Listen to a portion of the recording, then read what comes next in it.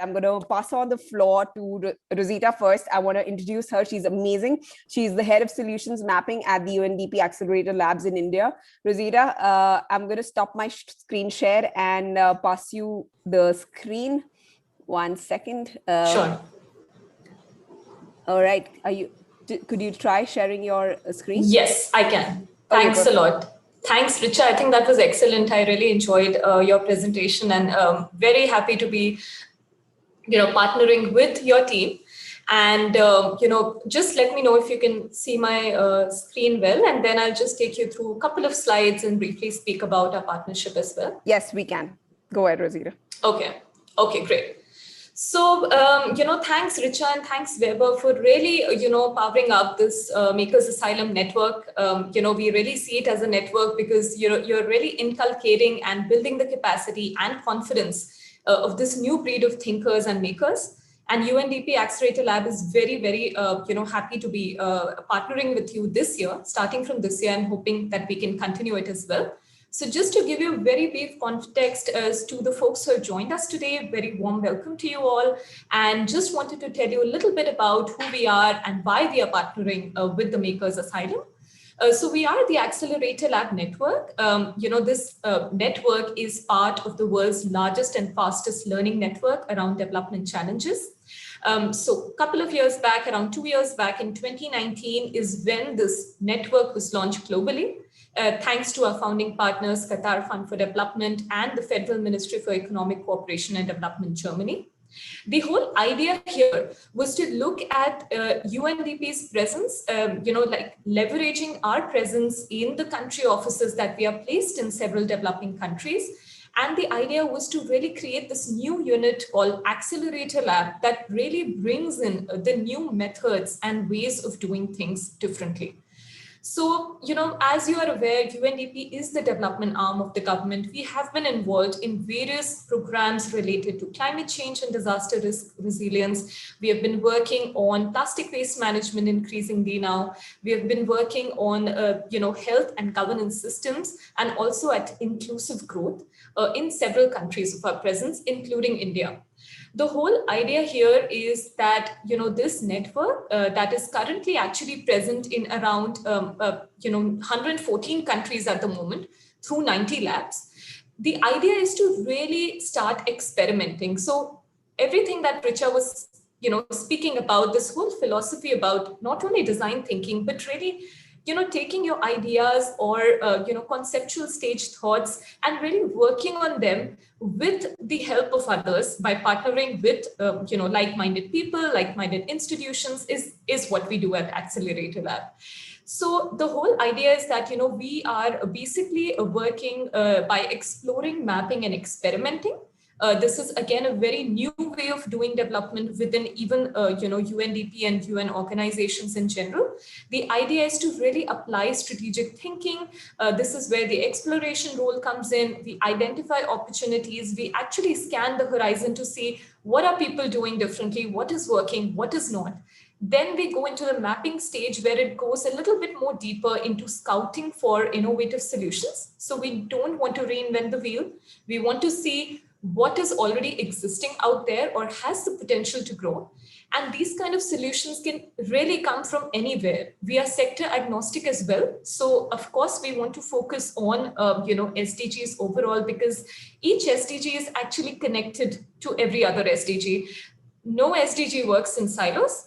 And that's why we really look at private sector, public sector, increasingly at grassroots communities and civil society organizations, even farmers. We have found the best solutions in the agriculture space from farmers themselves, and really looking at how can we bring all these players together, or look at the solutions and bring the whole ethos of grassroots innovation, frugal innovation at the center stage.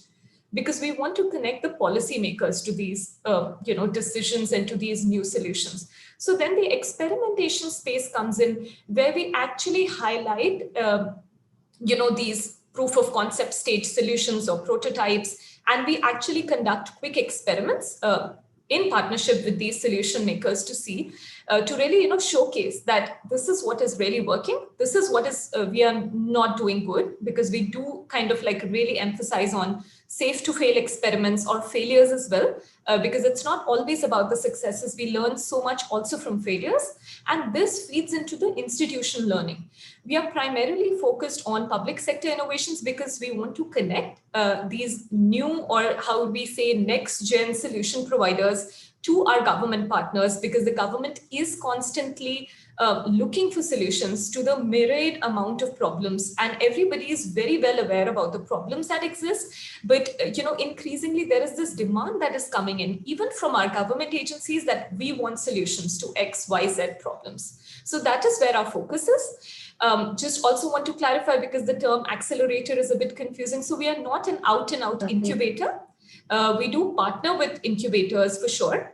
We do partner with, like, for instance, Atal Innovation Mission and their whole, Atal Incubation Centers and network of accelerators. We partner with research and academic universities and institutions that are hosting various solutions, and then we see how we work on them.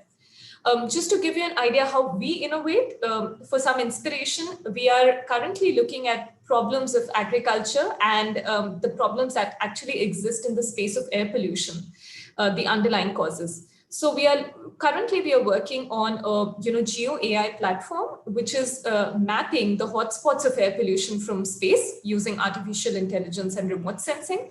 And we have actually partnered with the Nottingham University to get this data that they have been really working on and bringing it back to our state pollution control boards.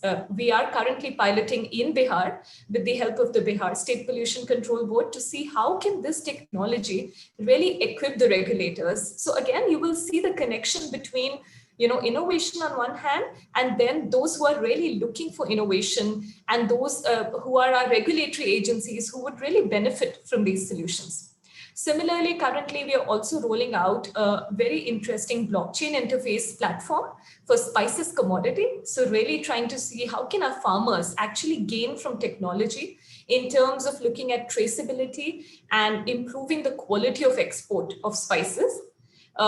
Another interesting thing that we have done, which you can actually look up, is a grassroots innovation database called GRID that we had launched with the Grassroots Innovation Augmentation Network. These are around 1,500 open source, grassroots innovations that have been mapped as per various areas like livelihoods, waste management, agriculture, biodiversity. And the whole idea is to give people more case studies or more examples and inspiration to play with. Coming to the fourth, highlight that we have, not everything is very serious and high tech. We also look at very interesting communication tools, like how can we use gamification?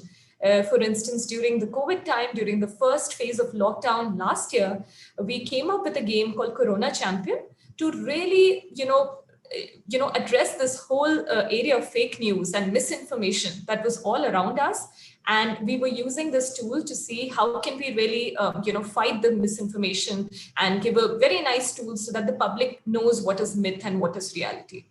Now, coming back, to the topic of today, and, like I said in the beginning, we are very happy to partner this year with the Makers Asylum team.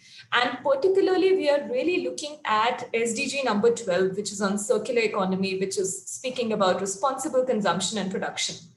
Now, the whole idea of this partnership is because of, two reasons primarily. One, because in UNDP India, we ourselves have this project, a program called the Plastic Waste Management Program, where we have actually established 22 material recovery centers in 36 cities across India.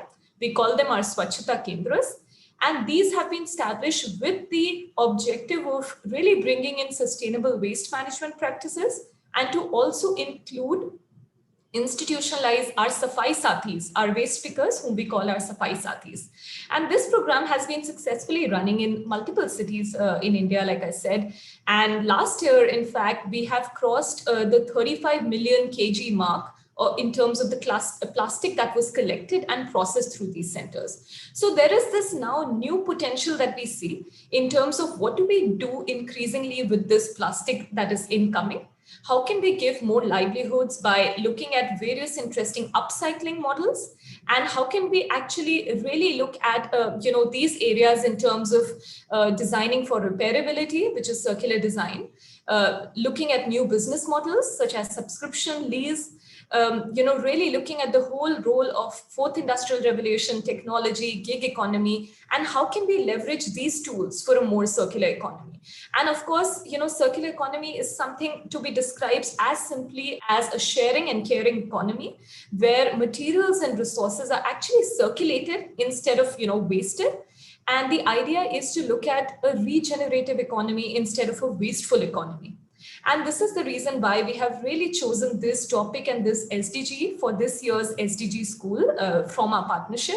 And we are more than happy to actually see the possibilities, the infinite possibilities that the participants can actually come up with specific challenge statements that will be given out during the SDG school. And even after this SDG school concludes, after the 12-day bootcamp, in terms of the post-program incubation that Richa had mentioned, we would like to, kind of offer our, Swachhata Kendras as a way of a test beds, where these innovators or some of the chosen, ideas can actually come and implement and learn on the ground. And we can also benefit in terms of really learning from these innovators on what are the ways of doing things differently, what are the kind of new methods that we can bring in, can we think about some simple and smart solutions, and how can we really bring them to scale together. So if this is something of interest to you, please do apply to the Makers Asylum edition of SDG School. It starts from the last week of June, as Richa had mentioned about the timelines. And I would like to leave you with a personal inspiration of mine. On the picture, you will see a very simple terracotta pot. And this was personally my design thinking inspiration. This is actually sourced from Daily Dump, which is a Bangalore-based organization that really looks at how can composting solutions through terracotta. So by supporting the artisan and pottery community, how can we solve the waste problem of the growing organic waste that we have in our domestic, households. So this is something that inspired me almost a decade back and started my own innovation and design thinking journey.